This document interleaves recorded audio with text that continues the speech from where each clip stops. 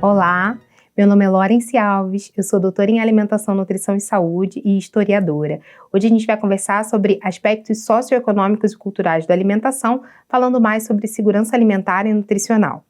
Primeiro a gente precisa entender o que é esse conceito de segurança alimentar e nutricional.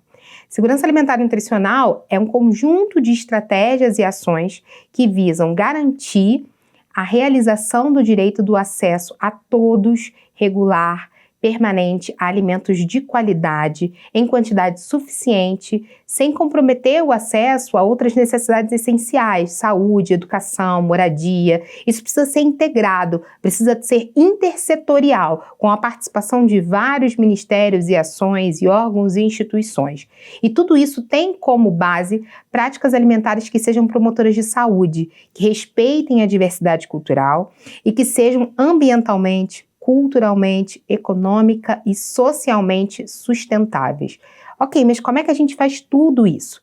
A gente precisa, em primeiro lugar, garantir acesso à terra e aos bens da natureza, a água, a solo, a sementes para o plantio. A gente precisa também respeitar o meio ambiente, ter um tipo de plantação que não agrida o meio ambiente e garantia também de serviços adequados, de saúde, segurança, moradia para todas as pessoas. Não basta cuidar da alimentação e esquecer dos outros pontos.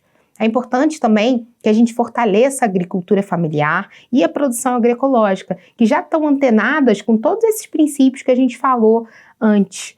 É também importante que a gente fortaleça e promova ações com foco nos povos tradicionais, que também têm historicamente um comportamento sustentável e de cuidado e respeito à natureza. É importante também a gente pensar a respeito da desigualdade no acesso aos alimentos no Brasil.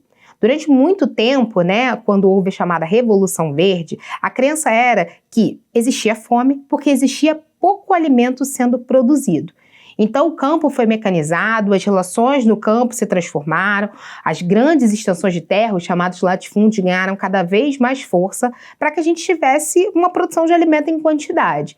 O que se descobriu depois disso, o que a gente sabe hoje, que o problema não está na quantidade de alimento produzido, mas na distribuição desses alimentos.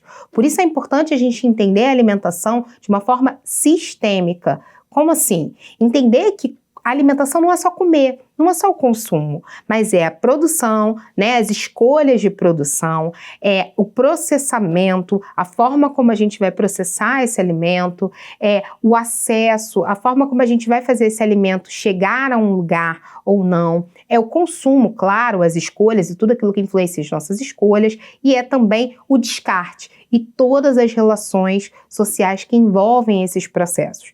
Então, a gente precisa repensar os nossos modelos de produção e consumo. Será que a gente precisa mesmo consumir a quantidade de carne que a gente consome? A gente primeiro pensa na proteína, depois a gente pensa nos acompanhamentos ou em qualquer outra coisa, mas a carne tem que estar garantida. Mas professor, eu gosto muito de carne. Ok, mas como é que a gente vai ter uma produção que garanta a carne que você gosta, que todo mundo gosta de comer? Precisa ser tanta?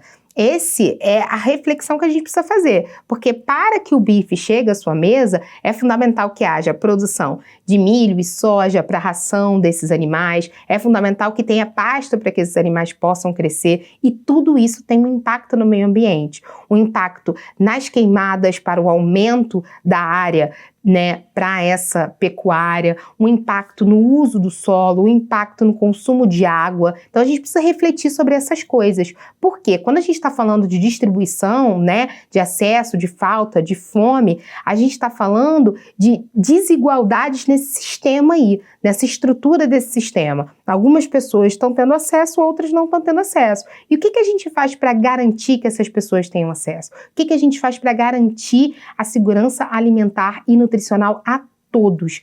A gente precisa fortalecer a chamada soberania alimentar. O que é soberania alimentar? É a garantia de direito que o povo tem de definir as políticas.